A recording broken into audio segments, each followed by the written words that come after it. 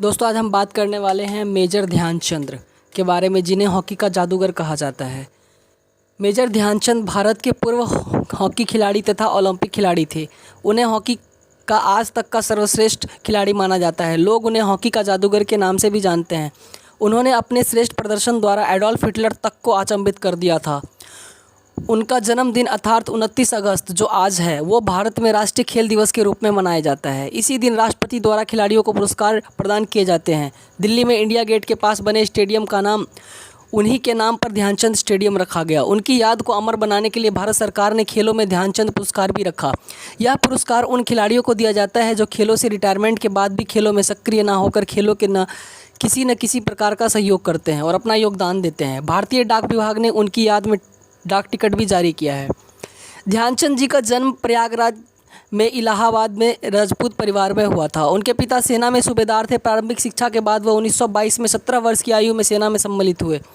वो पंजाब रेजिमेंट के सिपाही थे। ब्राह्मण रेजिमेंट के सूबेदार मेजर भाले तिवारी ने पहली बार ध्यानचंद की गेंद लुढ़काने व गोल करने की कुशलता को परखा। 1927 में लंदन फॉक्सटन फेस्टिवल में उन्होंने इंग्लिश हॉकी टीम के विरुद्ध अति उत्तम प्रदर्शन किया। 10 मैचों में हुए 72 गोल में से 36 गोल ध्यानचंद ने लगाए थे। 1928 में समर ओलंपिक नीदरलैंड के एम्स्टर्डम में हुए थे, जहां ध्यानचंद भारतीय टीम में गए थे। ध्यानचंद के उत्तम खेल के कारण ही भारत 3-0 से जीतकर स्वर्ण पदक पाने में सफल हुआ। उन्होंने सेंटर फॉरवर्ड स्थान पर खेलते हुए तीनों में से तीनों गोल किए थे। ध्यानचंद का गेंद पर इतना अधिक कंट्रोल रहता था कि ऐसा लगता था मानो गेंद उनकी हॉकी से चिपक गई हो। इसी कारण उन्हें हॉकी का जादूगर कहा जाता था। उनके इसी गुण के कारण एक बार टोक्यो के अधिकारियों ने यह कहकर उनकी हॉकी तोड़ दी कि उसके अंदर उन्होंने चुंबक लगा रखी है। उनके खेल की प्रतिभा का आलम यह था कि एक बार एक महिला ने उनसे कहा कि वह चलने वाली छड़ी से खेलकर दिखाए। ध्यानचंद ने उस छड़ी से भी गोल बना डाले। वियना के एक कलाकार ने ध्यानचंद को अपना चित्र में 8 भुजाओं वाला बनाया। 1932 में लॉस एंजलिस में हुए समर ओलंपिक में अमेरिका टीम को हराते हुए भारतीय टीम ने 24-1 के स्कोर पर स्वर्ण पदक जीता, जो आज भी एक रिकॉर्ड है। इसमें 8 गोल ध्यानचंद ने लगाए थे। इस वर्ष ध्यानचंद ने भारत के 338 गोल में से 133 गोल लगाए थे।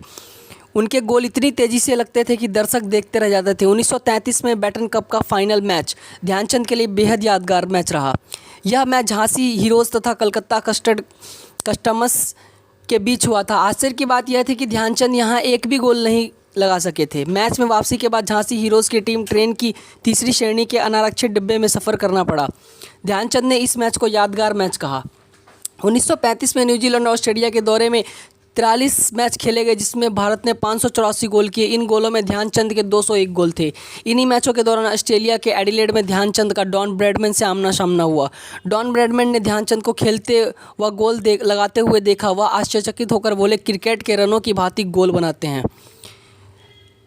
1936 के समर ओलंपिक में एक अविस्मरणीय घटना ध्यानचंद के जीवन में घटी। बर्लिन में होने वाले इन ओलंपिक में ध्यानचंद की रेजिमेंट ने उन्हें भेजने से इनकार किया, लेकिन पुनः प्रार्थना करने पर उन्हें जाने की अनुमति दे दी। उन दिनों सेना किसी कारणवश व्यस्त थी।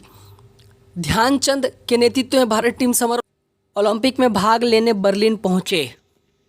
द्वितीय विश्व युद्ध के पश्चात वह हॉकी के खेल से जुड़े रहे। उन्होंने पूर्वी अफ्रीका के विरुद्ध 22 मैच खेले, जिनमें उन्होंने 61 गोल किए। वह 42 वर्ष की उम्र तक खेलने के पश्चात 1948 में खेलों से रिटायर हो गए। 1956 में वह मेजर के पद पर सेना से रिटायर हो गए। खेलों से रिटायरमेंट के पश्चात ध्यानचंद ने राष्ट्रीय खेल संस्थान पटियाला से कोचिंग में डिप्लोमा हासिल किया। ध्यानचंद 3 दिसंबर 1979 को इस दुनिया से विदा हो गए। तो दोस्तों बताइए कैसा लगा आपको मेजर ध्यानचंद की बायोग्राफी, जिनका आज जन्मदिन है और राष्ट्रीय खेल के रूप में, खेल दिवस के रूप में आज का दिन यादगार किया जाता है। तो दोस्तों अवश्य बताएं वीडियो कैसा लगा। दोस्तों हमारे ज़रूर बताएं, लाइक और सब्सक्राइब करिए और हमारे चैनल